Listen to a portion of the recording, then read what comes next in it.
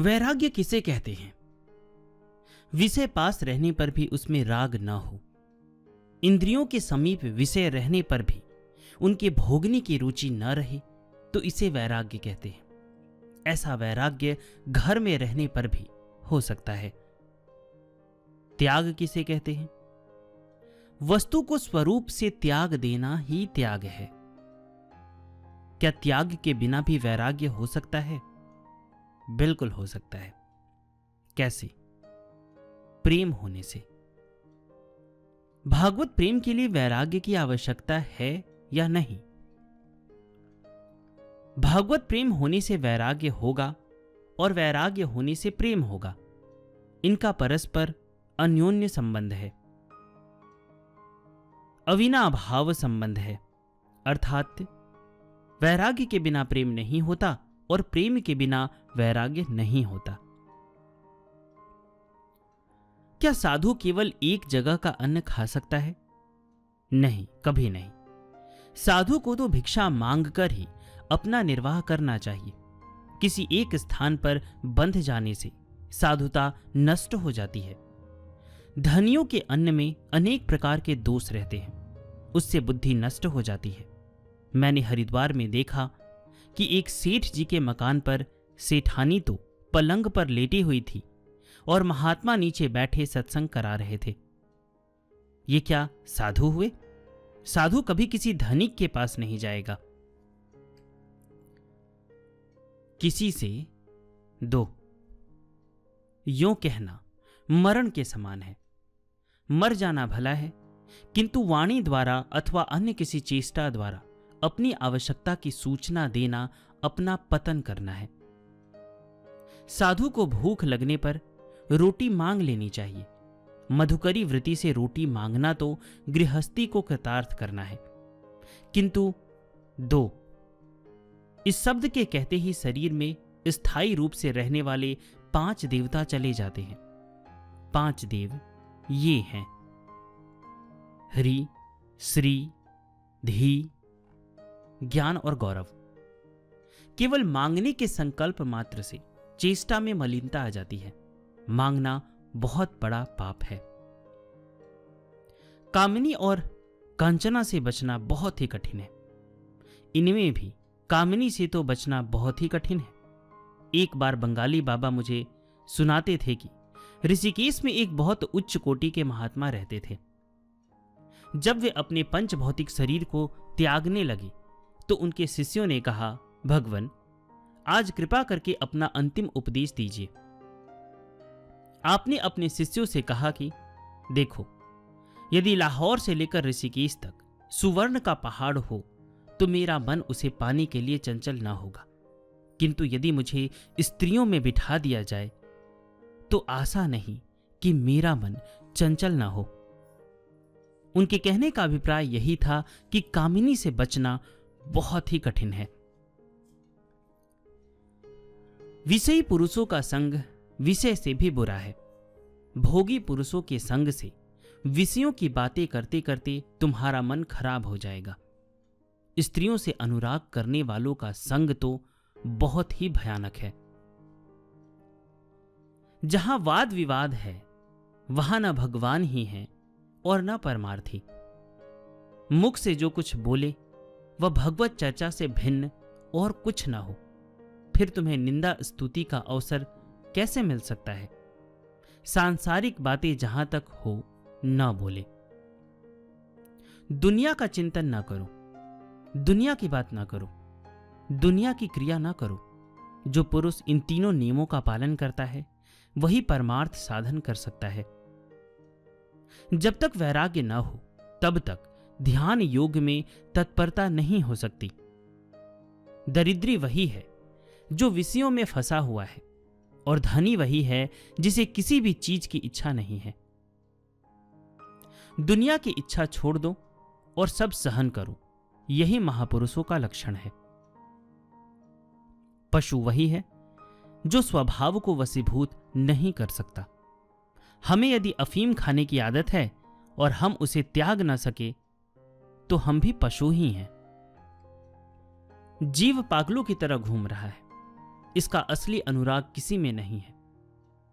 यह तो बावले कुत्ते की तरह चारों ओर डोल रहा है। जो चीजें अनेक होती हैं उनमें पूर्ण अनुराग हो ही नहीं सकता। विषय अनेक हैं, इसलिए उनमें असली अनुराग नहीं हो सकता। अनुराग निरंतर चिंतन से होता है। वाणी से उसी का गुणगान करें, हृदय से उसी का चिंतन करें और नेत्रों से उसके सिवा और किसी को ना देखें। इस प्रकार जगत नहीं, बस सिया राम ही देखें, सिया राम ही इष्ट रहे। उसके सिवा जो कुछ मन में आए उसे हटाता रहे। संसारी बातों से सुख या शांति मिल जाएगी, ऐसा सोचना मूर्खता है। सच्चे वैराग्यवान को जो आनंद प्राप्त होता है वह और किसी को प्राप्त नहीं हो सकता। ब्रह्मादिक भी उस आनंद के लिए तरसते रहते हैं। इंद्रियों से वैराग्य होने पर भाव होता है और भाव से वैराग्य होने पर ज्ञान। जब तक संसार से, इंद्रियों से और भाव से वैराग्य नहीं होता, तब तक कोई जिज्ञासु नहीं हो सकता। चित्त का विकार तभी जा सकता है जबकि शरीर मात्र को मल मूत्र का थैला समझा जाए। जन्म जन्मांतरों से हमारा विषयों में अनुराग है, इसी से भगवान में अनुराग नहीं होता। भगवान में पूर्ण अनुराग हुआ कि संसार से छुटकारा हो जाता है। जिस प्रकार निद्रा का अंत और जागरण दोनों एक साथ ही होते हैं। श्री अच्युत मुनि जी कहा करते थे कि त्याग करना तो सहज है, किंतु वैराग्य होना बहुत ही कठिन है। त्याग का अर्थ है किसी वस्तु को छोड़कर दूर चले जाना, किंतु पास अथवा दूर स्थित वस्तु के प्रति हृदय में राग न रहना ही वैराग्य है। यह बहुत कठिन है। जगत का कोई पदार्थ नित्य नहीं है। धन, विद्या, बुद्धि, गुण, गौरव आदि सभी मृत्यु के साथ धूलि में मिल जाते हैं। यदि परमात्मा में राग न हो और घर छोड़ दे तो इसे वैराग्य नहीं कहते। जो आत्मारामी या भगवत प्रेमी नहीं है वह दूसरों से व्यर्थ राग द्वेष करेगा ही। यदि हमें भगवत चिंतन करते हुए संसार की चीजें भी अच्छी लगती है तो समझना चाहिए कि अभी हम भगवत प्रेम से कोसों दूर हैं। जब हमें संसार की बढ़िया से बढ़िया चीज देखकर भी घृणा हो तभी समझना चाहिए कि अब भगवान का अनुराग हुआ। भगवत भक्तों को सभी चीजें तुच्छ जान पड़ती है। लंगोटी तक त्याग देना देह त्याग है और पंचकोश से ऊपर उठ जाना गेह त्याग है। एक बार बादशाह ने सुकरात से पूछा, आपके लिए कुछ जवाहिरात भेज दूं? सुकरात ने कहा, हम जवाहिरात क्या करेंगे, वे तो पत्थर के टुकड़े हैं। फिर बादशाह ने पूछा, कुछ रेशमी वस्त्र भेज दूं? सुकरात ने कहा, हमें उनकी आवश्यकता नहीं, वे तो कीड़ों के मल है। ममत्व से ही दुख होता है। ईश्वर सृष्टि के पदार्थों से दुख नहीं हो सकता। ईश्वर सृष्टि के पदार्थों में ममत्व करना ही जीव सृष्टि है। जैसे अनेक मकान हैं जिनके नष्ट होने से कोई दुख नहीं होता, किंतु जो मकान खरीद लिया जाता है उसकी यदि कोई एक ईंट भी निकालता है तो ममत्व हो जाने के कारण बहुत बड़ा दुख होता है। इसलिए किसी पदार्थ में ममत्व ना करके सबको ईश्वर का समझते हुए सेवक की भांति सबकी रक्षा और संभाल करो। इससे उनके संयोग वियोग में दुख नहीं होगा, क्योंकि सब पदार्थों का बनाने वाला तो ईश्वर ही है। यदि कोई कहे कि यह मकान तो मैंने बनाया है, तो उसे सोचना चाहिए कि मिट्टी और पत्थर आदि कहां से आए। ये तो मनुष्यकृत नहीं है। रेल मोटर आदि भले ही मनुष्य के बनाए हुए हो, किंतु लोहा न होता तो ये कैसे बनते। अतः इन सब पदार्थों का वास्तविक रचयिता और स्वामी तो ईश्वर ही है। इसलिए हमें इनमें ममता नहीं करनी चाहिए। आसक्ति पूर्वक खाना ही भोजन संबंधी राग है, या किसी भी पदार्थ में हो। अतः जिस वस्तु में राग हो उसे नहीं खाना चाहिए। यही इस राग पर विजय प्राप्त करने का उत्तम साधन है। प्रतिष्ठा ने ही जीव को भगवान से दूर कर रखा है। यदि दैव योग से प्रतिष्ठा प्राप्त होने लगी तो उससे घृणा ही करनी चाहिए। सर्वदा दूसरों को ही मान देने की चेष्टा करे। जब तक प्रवृत्ति का बोझा सिर पर लदा हुआ है, इष्ट की प्राप्ति नहीं हो सकती। इष्ट तो निवृत्ति होने पर ही प्राप्त होता है।